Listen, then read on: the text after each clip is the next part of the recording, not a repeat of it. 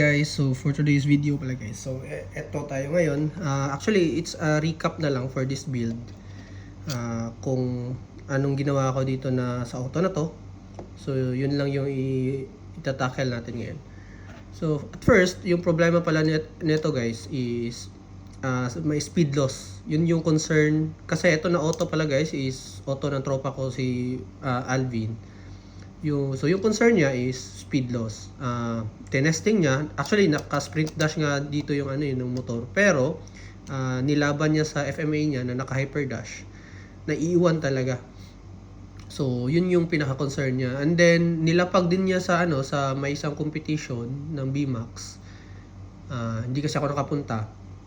Sila lang yung na doon. And then tiningnan din ng isa kong tropa yung auto niya, ganun din. Di nila nakuha ko anong gagawin. Yun din, speed loss yung takbong pogi daw yung sabi niya. So kaya nung kinausap ko nung malaman ko nun, kasi nung sinabihan ako ni Bro Alvin about it, sinabihan ko siya na yun nga, anuhin ko muna yung auto niya, titingnan ko auto niya kung ano nangyari. Well, ang inano ko lang, ginawa ko lang dito guys is lang siya, specification na based sa VZ ko dati. Okay, so kung hindi nyo po nalalaman guys is I think 2022 or 2023 nung naglalaro-laro ako ng hindi pa ako sumasali-sali talaga sa nun dito sa Japan ng competition, pero naglalapag-lapag talaga ako palagi nun, especially dun sa Tresa, Yokohama na Pla model. Doon ako naglalapag-lapag. VZ talaga din yung nilalapag ko nun. Yung auto ko nun is FMA, VZ, MA, at saka CFM. Yun yung nilalapag-lapag ko nun.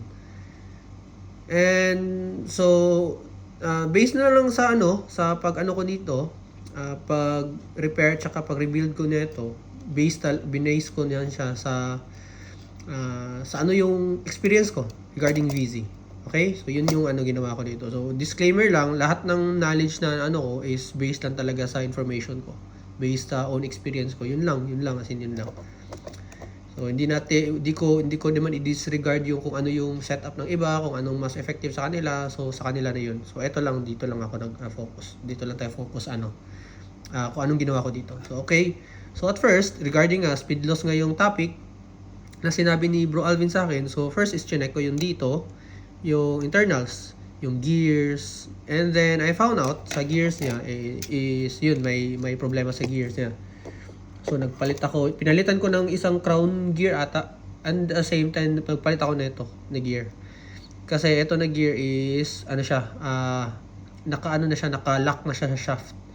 Ang hirap niyang tanggalin sa So yun, pinalitan ko yan kasi konting yan, gagana pa rin yan na gear. Pero pag mamali ka ng kuha nun sa auto mo o dampot sa auto mo habang tumatakbo, automatic prone yun sa yung bibilog yung loob ng gear. So yun yung doon. And then after nun, chinek ko ulit. Actually nung inikot-ikot ko guys yung ganito, yung auto, napansin ko talaga at first is parang every pag pinapaikot ko, parang may kusang nagbi-brake. So ang ginawa ko, tinanggal ko yung shaft, yung gear, yung shaft na to, nagdudugtong sa front tsaka sa back. Pagtanggal ko, pinaikot ko ulit. So supposedly dapat walang free wheel na dapat yun. Pero itong pinaikot ko dito sa likod, napansin ko na may pumipigil, parang mayroong nagbi-brake sa loob na so ang isip ko kaagad baka sa sa eyelet ng bearings or yung mismo yung bearings. And then same situation dito sa harap, ganun din. So yun, tinanggal ko, binaklas ko eto, and I found out yung bearing niya na gamit niya hex na bearing. So pagka-check ko, doon yung problema sa bearing. Basag yung nung mga yung balls ng bearing ng loob. Kaya yun yung nagko-cause na nagko-cause siya ng parang brake, preno sa pag-ikot ng gulong. And then tinignan ko din yung eyelet, may mga tama na din, so pinalitan ko ng hex. So if magtatanong pala kayo guys, if okay ba gamitin yung hex or hindi ba maganda gamitin yung hex na bearing. Actually, it's depende na yun sa inyo kung anong preferred nyo. Pero sa akin, gumagamit naman ako ng hex na bearing. Pag hex shaft yung gamit ko, 72mm or 60mm, gumagamit talaga ako nun. At the same time, 620 na bearing. Now, for the round na bearing naman, round hole na bearing, madalas ko siyang gamitin guys sa mga yung nilalagay sa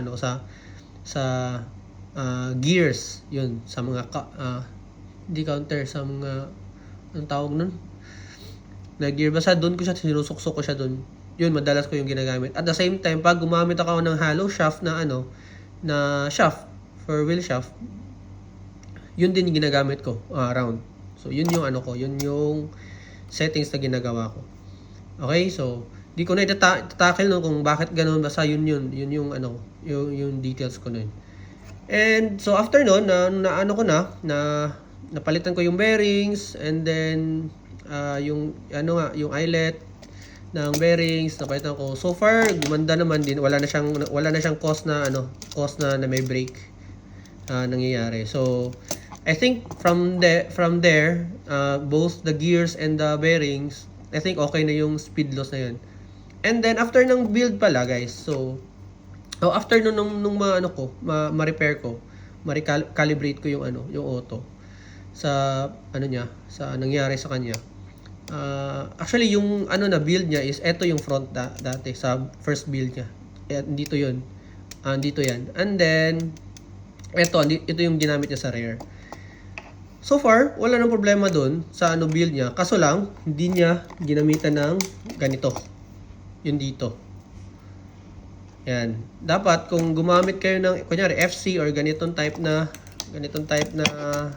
plates, ganitong type na plates or iba, make it sure guys na gumamit kayo ng mga ganitong klase na plates na kasi andito yung dugtungan niya. Ito kasi guys, dito nagsisimula yung down thrust na part, yung yung usual or normal na down thrust or standard down thrust ng chassis dito. Yan yun. Pag nirekta nyo kasi yan guys, pag nirerekta nyo na ikabit, kunyari ito, irerekta nyo yung kabit dito, hindi nyo makukuha yung buong down thrust ng auto. So walang down thrust na nangyayari. So yun yung problema.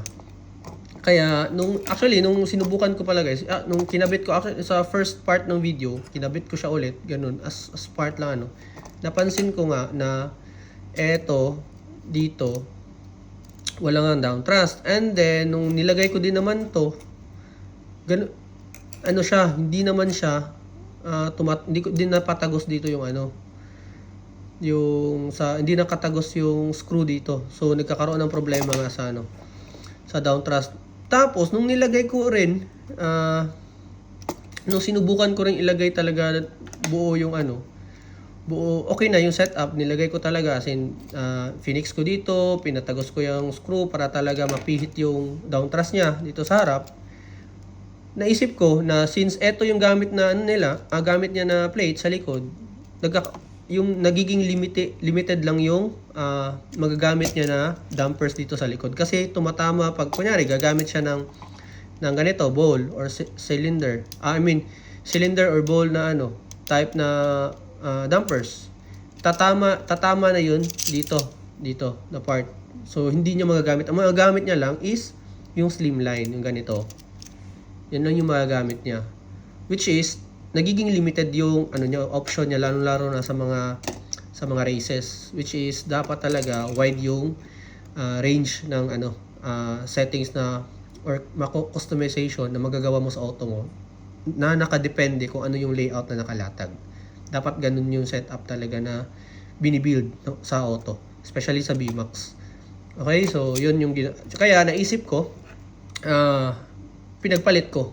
Actually, supposedly nga, FC nga yung gagamitin ko dapat pero inisip ko talaga na mabuti since nung before kasi, nung gumamit ako ng AR, gumamit ako MA tsaka AR, gumamit ako ng ganitong plates.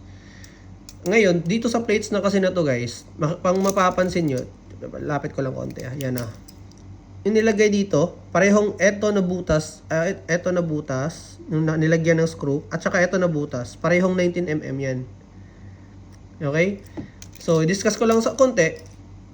Pag eto na plates, nilagay mo kasi sa rear, ang nangyayari guys, pag nilagay mo sa yung dito na part, yung kunyari likod kasi ito yung magiging front di ba? So pag nilagay nyo sa back na 19mm na na slot, pag etong rear naka dito mo nilagay din sa rear na ang gulo ng isip ko, ang gulo ng pagsalita ko. Wait, baguhin ko Pag eto na plates nasa likod mo ginamit, tapos yung slot na pinaglagyan mo ng 19mm, yung nasa nasa likod na part, compare dito sa una na slot, ang ang settings mo nun is mas prefer mo yung stability ng auto. Ganon. And then pag dito mo naman siya nilagay dito sa front na screw holes ng 19mm, lalapit yung posisyon ng rollers sa gulong or sa chassis, lalapit yun. So ibig sabihin, yung build na gusto mo is 4-speed naman. Ngayon, kung gagamitin mo naman siya na plates guys dito sa harap, kunyari, ito na sa harap, 'di ba? Ito na plates na sa harap. Okay. So pag dito naman sa likod mo na screw holes na 19mm, kunyari 19mm pa rin gamit mo na rollers. Pag dito mo siya nilagay guys, dahil dito sa likod na 'yon, lalapit siya ngayon dito sa gulong na to, konti. So magiging speed naman yung setup nun. And then, pag dito mo naman nilagay sa sa unang screw holes, for technical naman yung yung stability naman yung setup na gusto mong i-base. So, ang ginawa ko, dito ko nilagay sa kanya sa likod na 19mm na screw holes kasi nga, yung VZ is talaga siya, known for speed na auto. Yung VZ, VS, sila mga speed, mga speed class talaga na auto. Okay, so yun yung so ang ginawa ko na specification sa auto na pag-rebuild is more on stability. Doon ako kasi para at least kahit mag-speed siya ng takbo, at least mas lesser yung para bang lesser yung pagiging unstable ng auto, ganun. So and then yan yung setup ko. So pakita ko na lang, ito sa harap, sa front, yan.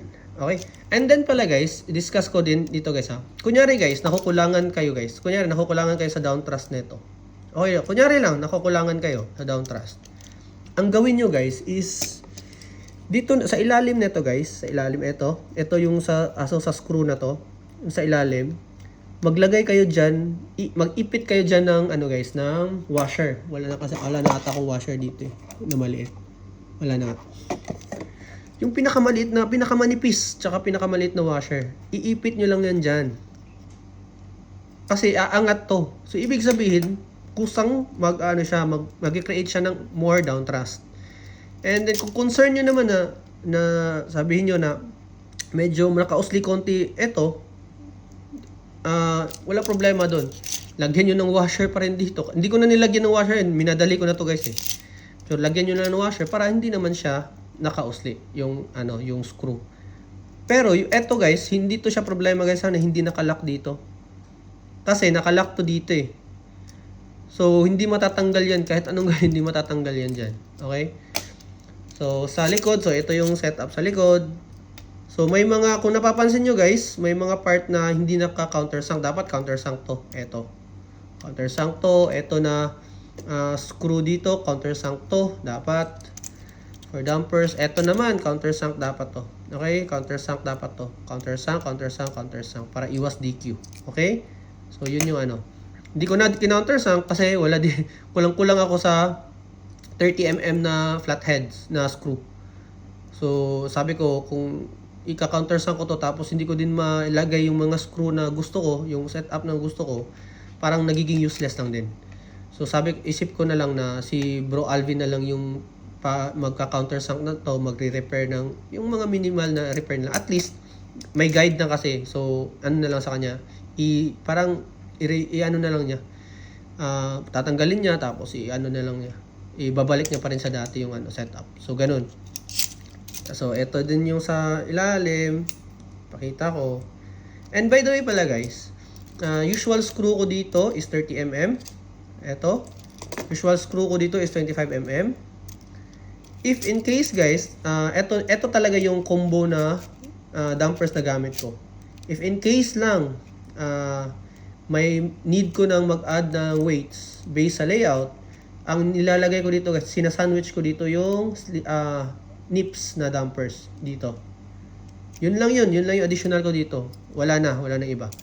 And then dito naman, I preferred, okay to din gamitin. Ito yung isa sa ginagamit ko din sa front. Or, ito siya, yung bowl. Etong ginagamit ko dito. And then, pag nagdadagdag ako ng weights din dito, slimline, yung nips pa rin yung gamit ko dito. Now, dito tayo sa likod. So, for the back naman guys, is, pag gagamit ka ng guys, yung usual ko talaga dito guys is 25mm na screw. Kasi ang gamit ko nun na dampers is eto. Eto siya, yung cylinder na dampers. Ngayon, pag hindi yan ang gamit mo, gagamit ka ng dampers na slimline, eto na slimline, make it sure na gawing 30mm naman yung screw mo dito para at least may movement yung dampers mo. Okay, importante yung may movement yung dampers mo, okay? Pwede yung gumamit kayo ng yung rubber tube instead na ganito para at least pwede niyo yung ma-adjust yung movement ng dampers nyo. Kasi eto, pag nilagay nyo na to, caps, wala, yan na yun, so, ano na yan. Yan na talaga yung niya, galaw na gusto nyo sa settings. Pero may mga times kasi na kailangan yung babaan lang yung galaw ng dampers nyo. Merong mga ganun na layout. Okay? So, mas mabuti yung rubber tube din. Kasi pwede nyo iusog pa pababa pa. Okay? And then, ito yon sa likod. So, kung titingnan nyo, ganyan. Yan yung setup. Okay? Sa likod. Now, for the side stay, so, napapansin nyo, iba sa usual. Kasi the usual is, ito na part is, dito to na side. And then, ito na part naman ng na to, side stay na to, andito siya, nakakabit. Ganyan talaga usual sa VZ. Actually, ako din, before, yun yung setup ko. And then, ang nangyayari kasi, ang dampers mo doon is andito siya na part. Dito na part. Yan. Diyan na part yung dampers. Medyo inner siya. Ang kasi nun guys, somehow, okay naman sa speed yun ng klase na dampers. Wala nang problema nun. Ang kaso lang, once nag-tilt patagilid konti yung auto mo, doon talaga madalas nagko-cause siya ng instability sa auto mo. Tama ba yung words na gamit ko? So yun yung nagko-cause talaga na doon titilapon yung cause ng tatapon yung auto mo kahit ginandahan mo na yung brakes sa paglalagay, tama yung speed na ginamit mo, tama yung batteries voltage na gamit mo. Madalas yun yung nagiging cause. Ngayon naman, sinubukan ko dati din guys is yung parang bumuka yung side stay ko dito, side plates ko. Sinubukan ko naman siya. Ang nangyayari naman guys, pag okay naman, maano din talaga siya sa stability. Kaso, ang lang nun is pag ang tawag ba nito? Madalas siyang parang natitisod yung auto. Pag talon, tatagilid din siya tapos basta yun yung yun yung experience ko guys, yun yung experience ko. And then I found out na-found out ko nung before ako nag-quit ng VZ. Actually, kung nagtatanong kayo ba't ako nag-quit ng VZ guys is madalas kasi siyang masiraan talaga guys ng tawag ba nito? Dito na part. Madalas ako nasisiraan dito na part pag naglalaro ako. So what I did nga nung is eto din pala, tumataas din dito. Yan yung problema ko dati. And at the same time yung sa harap, nababasagan ako dati. Napapagod ako magpalit ng palit. So yun, kaya nag-give up na lang ako. So pero nung before ako nag-give up na ko ito, na na build ko to ng ganito na style na VC. Wala na akong pictures kasi, wala na din akong video. Sana nga hindi ko na lang dinilit yung mga old videos ko tsaka pictures ko ng VC ko. Kasi yun yung may nagtatanong-tanong, di ko na talaga wala na akong recovery ng pictures ng photo frame. So eto na yun guys, yung build ko sa side stay. Kinagustuhan ko dito na build sa side stay guys is yung center of gravity ng auto mo. Kasi nga manipis yung VZ, di ba? Lightweighted yung chassis ng VZ. So mga ganun guys, pag malakas yung motor mo, most likely yung vibration ng chassis mo, meron talaga. Nagkakaroon talaga siya ng ganun malakas. Tapos malakas pa sa VZ. So, ang ginawa ko doon para na-discover ko na ganito na build, nung na-try ko to, nagiging less na yung vibration ng build ng chassis. At the same time, yung center of gravity niya, parang nakadapa siya, parang talaga siya, sa lapat na lapat yung style ng yung takbo niya. At the same time, hindi na siya yung parang nababawasan yung pagiging instability ng takbo ng auto. So, yun yung pros na dito. So far naman, wala pa akong na cons ng build na to, setup. Ang kinagustuhan ko nga dito, kasi pwede ako maglagay ng dito na part, dampers dito na part din. Kunyari, yung maliit na streamline, yun, pwede kong idagdag dito pag kunyari meron akong mga plano na meron akong mga layout na need talaga siya ng different distribution ng dampers na kailangan. So yun, nakaka-help siya sa akin. So yeah, I think that's all. Yun lang yung regarding dito sa build na to guys, sa setup na to. So actually eto pala guys bakit ganito ko na lang guys, So, pag ako guys nagbi-build ako ng auto, pag eto na side na part, eto na part guys, ang ginagawa ko guys dito is, andito yung 13mm, andito yung 12mm. Ngayon, dito naman sa part na to, dito naman na side, andito yung 12mm, andito yung 13mm. The reason why, eto na part guys, based sa mga takbo ng auto ko, yung mga lapag ko, pag hindi sapat yung ang tawag nito, pag hindi sapat yung stabilizer mo, hindi niya kaya yung i-stabilize yung auto mo. Pag andito yung 13mm dito na part, madalas siyang nako-course out sa lane changer. Yun talaga yung cause. Pero pag binaliktad mo siya, mas less yung course out na nangyayari sa lane changer. Kasi yung lane changer kasi nasa nasa stabilizer mo, at the same time down thrust ng auto mo. Yun yung niya dun. Lalo na pag speed, kunyari may tamang down thrust yung mo, pero hindi maganda yung pagka-set ng stabilizer mo sa harap. Tapos sobrang bilis ng takbo ng auto mo, itatapon ka pa rin nun. Kahit yun nga. And I think yun lang. So far yun lang guys, yun lang yung ko, sa build na to. And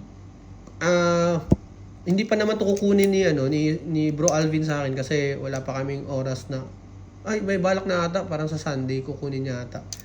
Magkikita na lang kami sa sa station. If may time ako na mailapag ko to, hopefully makita ko yung takbo personally talaga.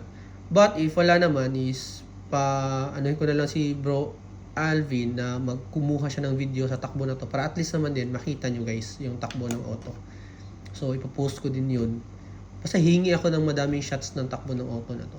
Pero maganda nga sana talaga pag ako yung nagpatakbo sana kasi at least personally ko siya ma-set ko na kunyari sa braking, sa mga voltage, ma-test ko ba yung iba-ibang niya. But anyway, yun lang. Yun nga, sa ngayon kasi medyo walang time, wala masyado, hindi ako nakapaglapag talaga, hindi ako nakakapag-race talaga. Dahil wala talagang akong oras na yun, dahil sobrang busy. Personals na reason ko guys. So that's it. I think that's all for the recap for this build, and I hope sa mga nanonood, I hope nakakatulong sa inyo, it helps, and yeah, that's it for today's video, and see you again guys for the next video, and thank you ulit sa panonood, and ano ba? Good luck sa inyo guys. Good luck sa race, and also God bless. So yeah, see you again for the next video, and Jane.